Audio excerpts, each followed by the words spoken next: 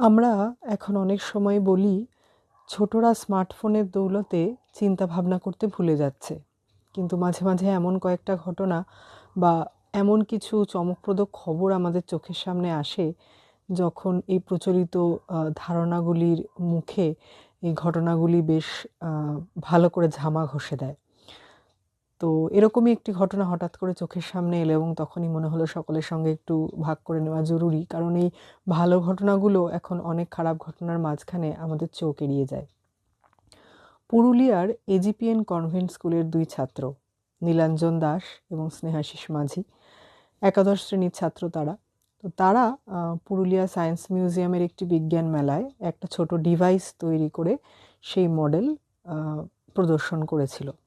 সবথেকে মজার ব্যাপার হলো, মডেলটি সম্পর্কে বলছি, কিন্তু সবথেকে মজার ব্যাপার হলো তারা কিন্তু সেই বিজ্ঞান মেলায় প্রাইজ পায়নি। ফার্স্ট সেকেন্ড থার্ডের মধ্যে তারা হয়নি, কিন্তু তাদের মডেলটি এতটাই অভিনব হয়েছিল যে সেটির খবর সংবাদপত্রে ছাপা হয়েছে। তো কী সেই ডিভাইস? আমরা প্রায়ই জানতে পারি যে হাতির দল রেল লাইন পেরোতে গিয়ে রেলের ধাক্কায় মারা গেছে এবং খুব বীভৎস ছবি, মানে আমাদের সামনে যে ছবিগুলি আসে, ছোট হাতি, বড় মা হাতি বা অনেক সময় প্রেগনেন্ট হাতিরাও চলে যায়। তো নিশ্চয়ই পরিবেশবিদ, রেলের লোকজন এবং যারা এইসব বিষয়ে কনসার্ন তারা বিভিন্নভাবে চেষ্টা করছেন যাতে এই দুর্ঘটনা রোধ করা যায়। কিন্তু এই দুই ক্ষুধে পড়ুয়া নীলাঞ্জন আর স্নেহাশিস, তারা যে ডিভাইসটি তৈরি করেছে তাদের মতে এই হাতির দুর্ঘটনা বা পশু পাখির যে লাইন পেরোনোর সময় দুর্ঘটনা সেগুলো রোধ করা যায়।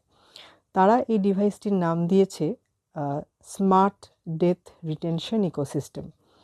সেটি কি?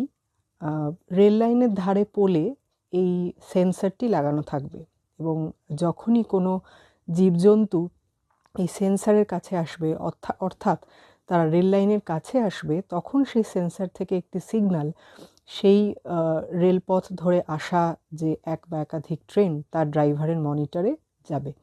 সেই সেন্সার থেকে সিগন্যাল তারা সেখানে দেখতে পাবেন যে কাছাকাছি কোনো ভারী জন্তু বা চলমান বস্তু সেখানে এসেছে, মানে প্রাণী সেখানে এসেছে।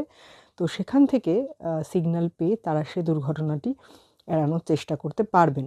এবার আমার বক্তব্যটা হচ্ছে, অনেকেই তো চেষ্টা করছেন মানে এই দুর্ঘটনা রোধ করার। এই ছোট মাথায় বা অপরিণত মস্তিষ্কে এই চিন্তাটা যে এসেছে যে বন্য প্রাণীদের রক্ষা করার জন্য আমাদের কিছু একটু করা উচিত, এবং তারা বিজ্ঞান মেলায় সেটা প্রদর্শন করে দেখিয়েছে, এটা কিন্তু মানে বেশ একটি ইতিবাচক ঘটনা। মানে এখন আমরা যখন বলি যে স্মার্টফোনের জন্য ছোটরা চিন্তা ভাবনা করতে পারছে না, তারা এগোতে পারছে না, তাদের চিন্তা শক্তি রহিত হয়ে যাচ্ছে, সেখানে কিন্তু এই নীলাঞ্জনা স্নেহাশিস স্মার্ট ডিভাইস বানিয়ে আমাদের বলতি বন্ধ করে দিয়েছে।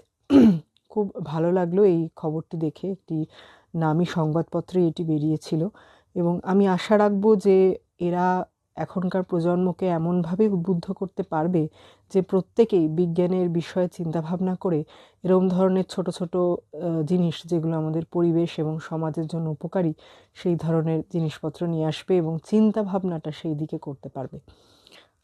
আজকে মেধার চ্যাট বক্সে এই পর্যন্তই। ঠান্ডা তো একটু কমেছে, আমরা একটু নিঃশ্বাস নিতে পারছি, সেই হাড় কাঁপানো ব্যাপারটা আর নেই। তো এর মধ্যে এই দুজন খুদের কার্যক্রম বা তাদের কাজের যে প্রদর্শন তারা করেছে, এই খবরটি মনে হলো একটু ভাগ করে নেওয়া যাক। সবাই ভালো থাকবেন। আজকের পর্বে এটাই। আবার আগামী পর্বে এরকম কোনো চমকপ্রদ খবর বা চমকপ্রদ ঘটনা নিয়ে ফিরে আসবো। নমস্কার।